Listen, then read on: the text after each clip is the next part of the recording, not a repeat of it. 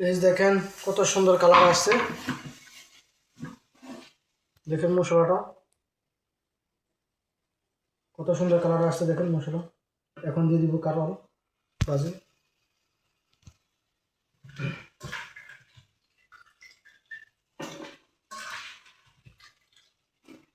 সাথে 2টা আলুও দিছি যাতে একটু ভালো হয়।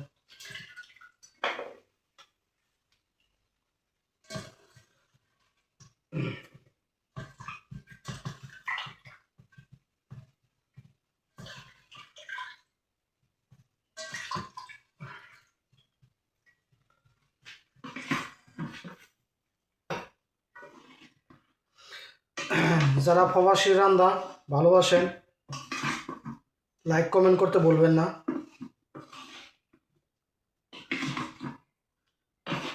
আপনাদের একটু ভালোবাসা আমাদের ভিডিও করা উৎসাহিত পারে। যারা প্রবাসীকে ভালোবাসেন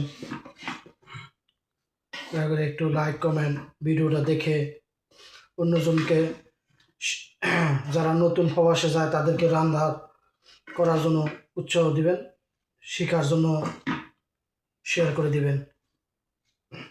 দেখেন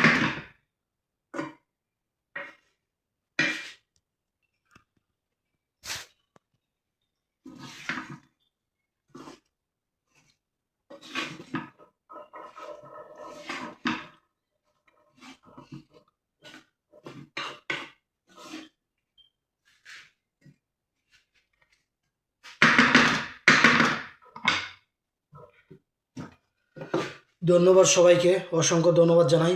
আমার ভিডিও যারা দেখেন, যারা কমেন্ট করেন, যারা লাইক করেন,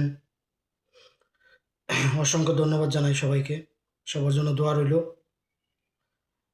নেক্সট ভিডিওতে দেবো কেমন হয়েছে, কালারটা কেমন আসছে, এগুলি নেক্সট ভিডিওতে দেখাবো। আমার তো আর এখানে ইয়ার করার মতো লোকও নাই যে অন্যজনে করে দিবে, তা না। আমি কিন্তু এডিট করতে পারি না, এগুলি করার সময় নেই। সরাসরি যা হয় তাই দেখায় আপনাদেরকে। ধন্যবাদ সবাইকে। আসসালামু আলাইকুম। সকালবেলায় এখন বাজে প্রায় 4:30 দুবাইয়ের টাইম। এখন খানা বানাচ্ছি, ডিউটি থেকে আসছি 4:30টায়। যে খানা বানাচ্ছি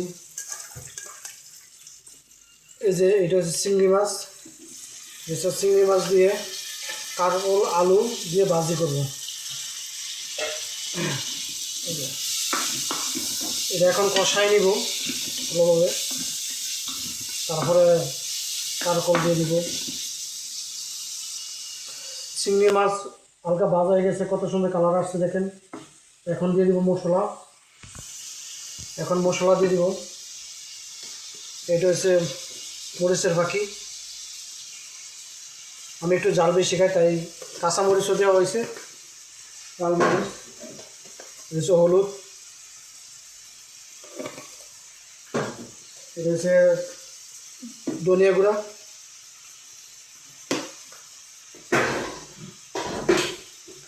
এটা আছে গুঁড়া মশলা।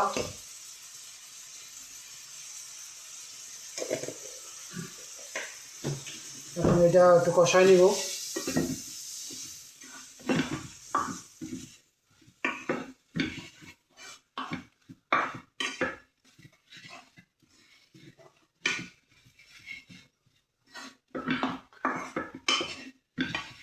একটু কষাই নিলে পেঁয়াজটা আর সাদা থাকবে না, গলে যাবে।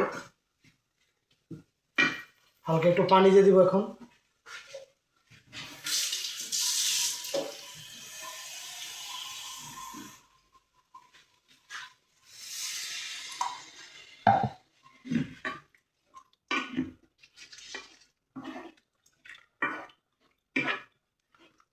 উপরে যখন তেলটা ভাইসে আসবে তারপরে কারল আর আলু দিয়ে দেবো সাথে।